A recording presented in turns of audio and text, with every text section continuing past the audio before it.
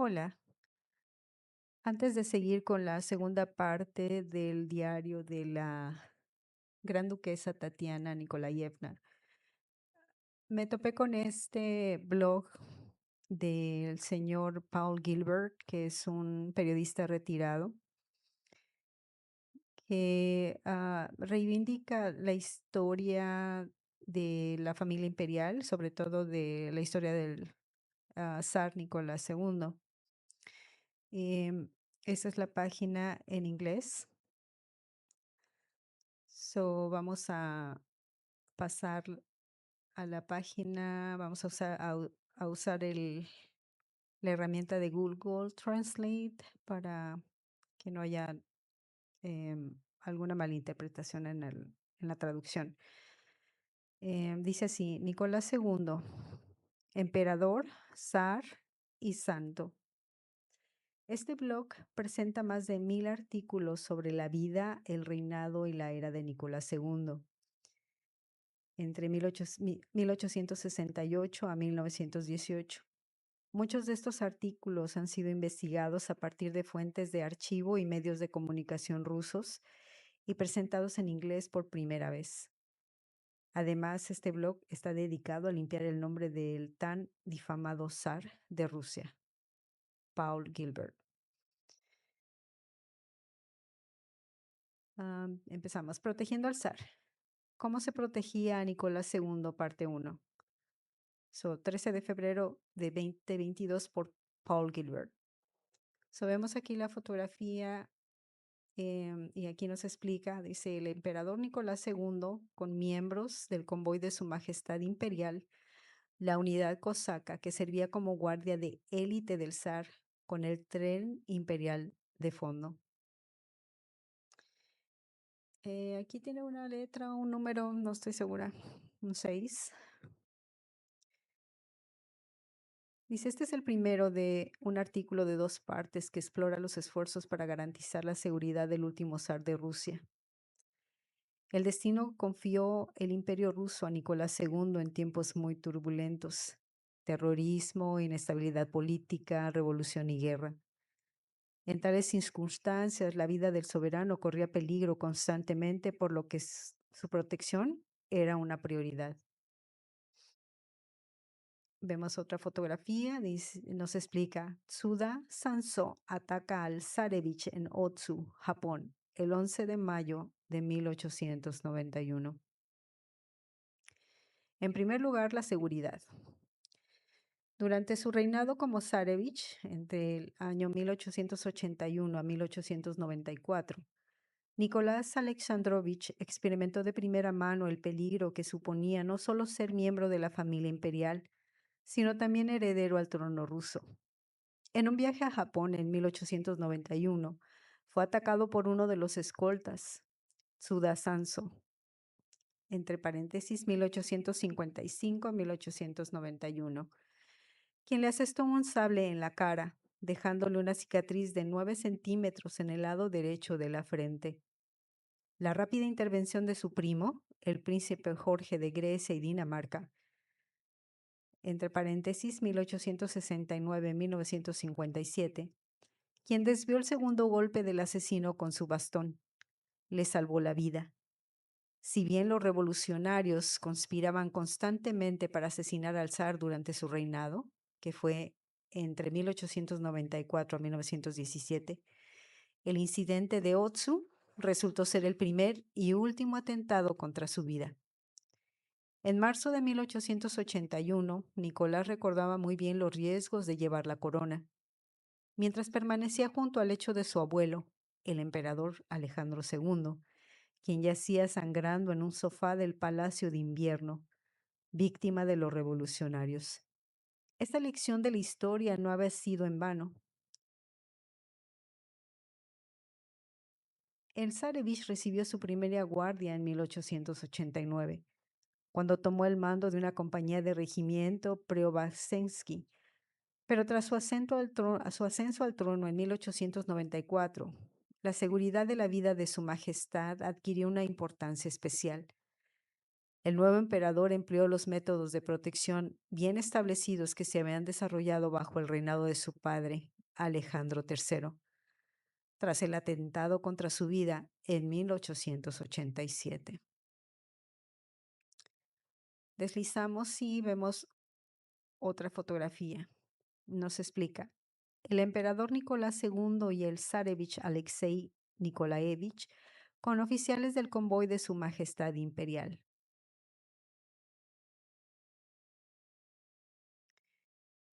Métodos de protección. Durante el reinado de Nicolás II, su guardia personal no bastaba para protegerlo del terror político que se afianzaba en el país. Por ello, fue necesario desarrollar un complejo sistema de seguridad, cuya principal tarea era prevenir cualquier atentado contra la vida del zar. Un convoy cosaco, una compañía de infantería, un regimiento ferroviario, la policía del palacio, un destacamento de seguridad especial, así como un gran número de agentes civiles se encargaron de la seguridad de la familia imperial día y noche. Cada una de las unidades de seguridad desarrolló sus propios métodos para garantizar la seguridad del zar. Tomemos como ejemplo la policía del palacio. Dentro de las residencias imperiales, sus agentes estaban apostados en los pasillos del palacio de tal manera que los miembros de la familia imperial que salían de sus aposentos privados siempre quedaban a la vista de los guardias. Si el zar emprendía un largo paseo, permanecía bajo la atenta mirada de una hilera de guardias estratégicamente ubicados a lo largo del recorrido.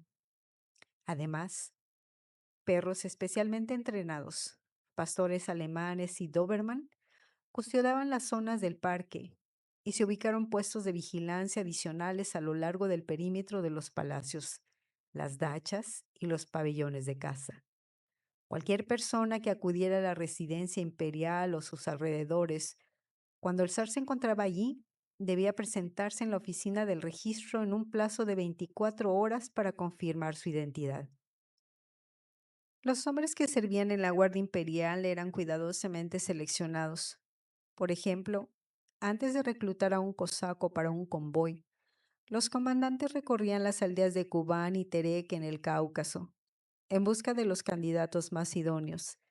Se requerían las siguientes cualidades físicas y personales: una complexión robusta, una estatura mínima de 1,80 m, agudeza mental, lealtad al zar y capacidad para llevarse bien con los oficiales y sus compañeros guardias. Servir en la Guardia Imperial era considerado un puesto de gran prestigio. Sin embargo, tenía un precio. Al momento de la jubilación era común que un guardia hubiera desarrollado una amplia gama de enfermedades laborales: reumatismo, tuberculosis, bronquitis crónica o trastornos nerviosos. Seguimos con otra fotografía. Un grupo de policías en la entrada pequeña del Palacio de Invierno, principios del siglo XX. Aquí nos damos cuenta de la estatura de los cosacos cerca de la persona. Las cualidades innatas no bastaban para ingresar en la policía del palacio. Los candidatos debían someterse a una formación gendarmería exhaustiva. Alexander Ivanovich Spiridovich, con año de su nacimiento 1873 a 1952, especialista en seguridad e investigación, había desarrollado una excelente escuela de formación gendarmería. Spiridovich, que se desempeñó como jefe de seguridad personal del zar y su familia entre 1906 y 1916, y que también fue responsable de la seguridad de las residencias del zar, es considerado quizás la figura más importante que garantizó la seguridad del Nicolás II. La policía del palacio no siempre podía garantizar la seguridad del zar, especialmente en el periodo posterior a la Revolución de 1905, para acompañar al emperador en sus viajes en 1906 por orden del comandante del palacio. El mayor general Dmitri Fedorovich Trepov que creó un destacamento especial de la Guardia encabezado por Spiridovich. Trepov falleció el 2 de septiembre de 1906 y fue reemplazado por Vladimir Alexandrovich de Dulin. Entre las funciones del jefe del destacamento especial se incluía un estudio detallado de la ruta que el soberano debía seguir. Spiridovich envió a sus hombres por delante, dejando muy claro que debía pasar desapercibidos para el zar, ya que conocía la actitud negativa de Nicolás II ante la presencia evidente de representantes de la policía secreta. Spiridovich también estaba al tanto de las operaciones de los grupos terroristas socialrevolucionarios. Actuó con calma y prudencia para no ahuyentar a los miembros más activos y peligrosos. Su operación más exitosa fue el descubrimiento de una conspiración para asesinar al emperador. Los terroristas pretendían llevar a cabo un plan sumamente audaz: detonar una bomba bajo la presidencia de Nicolás II. Pero el resultado fue la ejecución de los principales instigadores de la conspiración. El emperador trató a Spirinovich con gran respeto y confianza. Prueba de ello es toda una serie de fotografías tomadas por el jefe del destacamento especial, quien prácticamente se convirtió en el fotógrafo oficial de la familia imperial. En agradecimiento por su fiel servicio, Nicolás II le otorgó a Spiridovich el rango de coronel. Seguimos con otras imágenes. Mayor general Dmitry Fedorovich Trepov a la izquierda.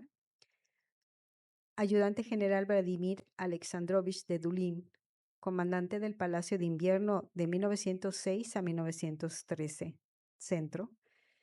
Jefe de la Policía del Palacio de Invierno, I.A. Trovolsky, a la derecha. Personal. En un noticiero antiguo que muestra a Nicolás II y a Alejandra Fyodorovna durante una procesión en el Kremlin de Moscú en 1912, resulta imposible no fijarse en un cosaco alto que lleva con cuidado al zarevich Alexei en brazos. Se trata de Alexei Petrovich Pilipenko, entre paréntesis 1887 y signos de interrogación, no se sabe cuándo falleció, quien sirvió en el convoy de Su Majestad y fue también guardaespaldas personal de Nicolás II. Con el estallido de la Primera Guerra Mundial, el fiel sirviente Pilipenko, junto con un pelotón de cosacos, acompañó al emperador en su visita a Stavka, el cuartel general de las Fuerzas Armadas Imperiales Rusas. Resultó ser el último de los guardias encargados de proteger a Nicolás II. Desde diciembre de 1916, permaneció constantemente con el emperador en el palacio de Alejandro en Tsarskoye Selo, pero el 1 de abril de 1917, durante el arresto domiciliario del zar, se despidieron para siempre. Otro personaje destacado que protegía al zar era el cosaco y tirador experto Timofei Xenofontovich Yachchik, entre paréntesis 1878-1946, quien durante 2 años, de 1914 a 1916, sirvió y acompañó al soberano en sus visitas al frente. Al principio de 1916 se convirtió en guardaespaldas personal de la emperatriz viuda María Fyodorovna.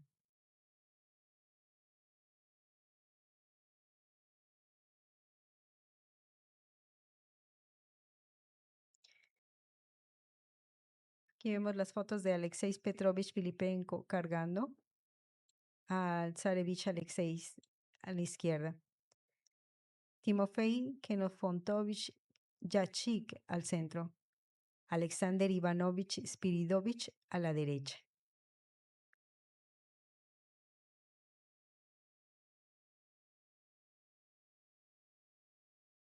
No le tengo miedo a nada.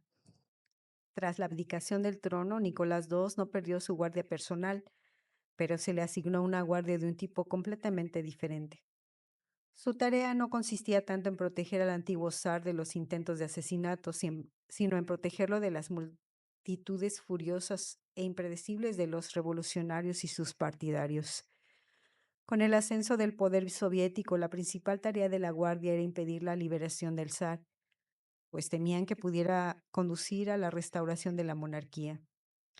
En 1905, Nicolás II presenció los fuegos artificiales del Palacio de Invierno, lanzados con los cañones de la fortaleza de San Pedro y San Pablo. Un proyectil que accidentalmente resultó estar cargado en uno de los cañones cayó junto al pabellón donde se encontraba el emperador.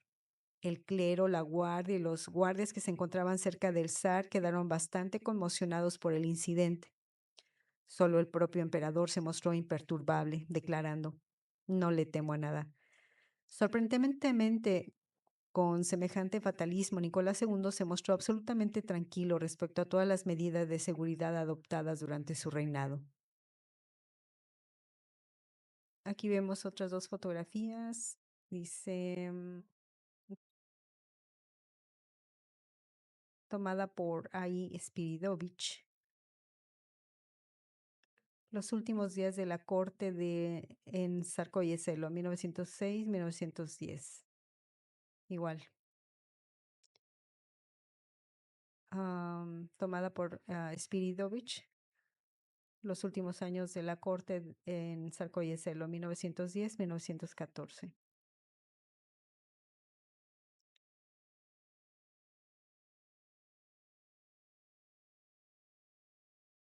Ok, seguimos con la segunda parte. Estamos en la segunda parte. Palacio de Alejandro Nicolás II, protegiendo al zar. Parte 2. La seguridad de Nicolás II en el Palacio de Alejandro. 28 de febrero del 2022 por Paul Gilbert. Aquí en esta foto nos explica que es la seguridad en la puerta principal que conduce al Palacio de Alejandro. Este es el segundo artículo de una serie de 2 partes que explora los esfuerzos para garantizar la seguridad del último zar de Rusia. Tras el asesinato de su padre en marzo de 1881, se le advirtió al emperador Alejandro III que sería difícil mantenerlo a salvo en el Palacio de Invierno de San Petersburgo. En consecuencia, trasladó a su familia al Palacio de Gatchina, situado a 30 kilómetros, o sea, 20 millas, al sur de San Petersburgo. El palacio estaba rodeado de fosos, torres de vigilancia y trincheras, y los soldados montaban guardia día y noche. Bajo una fuerte protección realizaba visitas ocasionales a San Petersburgo, pero incluso entonces se alojaba en el Palacio Anichov, en la avenida Nevsky, en lugar del Palacio de Invierno. En noviembre de 1894, Nicolás II ascendió al trono. Había pasado su juventud en el Palacio de Gatchina. Sin embargo, no le gustaba mucho el edificio con aspecto de fortaleza y regresó a la capital, donde según la tradición se instaló en el Palacio de Invierno. En 1904, Rusia estaba en guerra con Japón y el recién nacido zarevich Alexei estaba secretamente enfermo. Nicolás y Alejandra abandonaron definitivamente el Palacio de Invierno en busca de mayor comodidad, seguridad y privacidad en Tsarskoye Selo, donde se instalaron en el Palacio de Alejandro. En esta imagen vemos al emperador Nicolás II y la emperatriz Alejandra Fyodorovna. Pasan revista al convoy de su majestad imperial, la unidad cosaca que servía como guardia de élite del zar, en la plaza de armas frente al Palacio de Alejandro. Seguridad exterior del Palacio de Alejandro. Hasta 1917, el Parque de Alejandro, entre paréntesis, el palacio situado en su territorio, estaba custodiado a lo largo de su perímetro exterior por 26 puestos de vigilancia permanentes y 3 temporales, entre paréntesis, durante el día. Además, 5 patrullas cosacas protegían constantemente el palacio desde las aldeas cercanas, entre paréntesis, Alexandrovka y Bolshoke Kuzmino. Las intersecciones de las calles de Tsarskoye Selo que daban al parque también estaban bajo vigilancia constante. Durante el día, agentes de la policía del palacio, vestidos de civil, patrullaban por ellas, siempre alerta ante cualquier actividad sospechosa. En total, había otros 13 puestos de vigilancia ocultos, entre comillas, entre paréntesis, aunque todos los vecinos estaban al tanto de su existencia. Si algún miembro de la familia imperial quería dar un paseo por el parque Alexander, se retiraba a todos los empleados, entre paréntesis, jardineros, etcétera, y se instalaban 3 puestos adicionales, atendidos por agentes de la policía local a lo largo de la valla. A partir de 1906, por la noche, comenzaron a soltarse perros guardianes en el parque de Alejandro desde una perrera especialmente construida en el pueblo de Alexandrovka. Resulta que ni siquiera los miembros de la familia imperial podían salir del palacio durante la noche, porque el parque estaba lleno de perros de seguridad agresivos.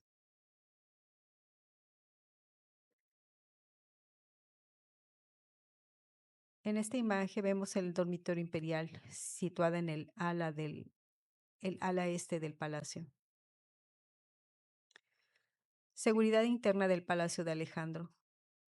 El puesto más importante de la seguridad interna del Palacio de Alejandro era un puesto de guardia secreto, ubicado en el sótano, justo debajo del dormitorio de Nicolás II y Alejandra Fyodorovna.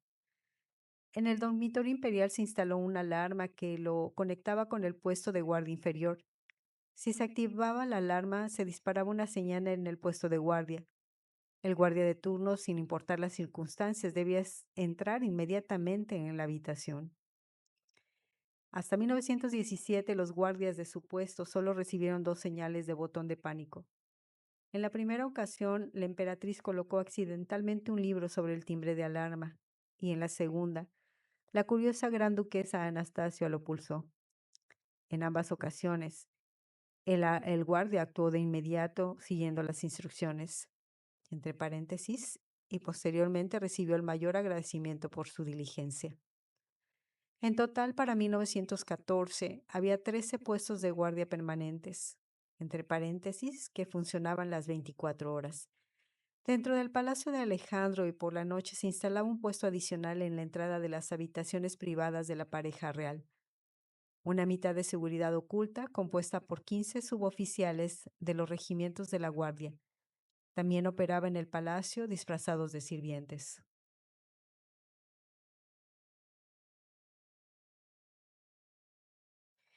En esta imagen vemos un plano del túnel subterráneo que conecta el palacio con el edificio de la cocina, utilizado por los empleados del palacio.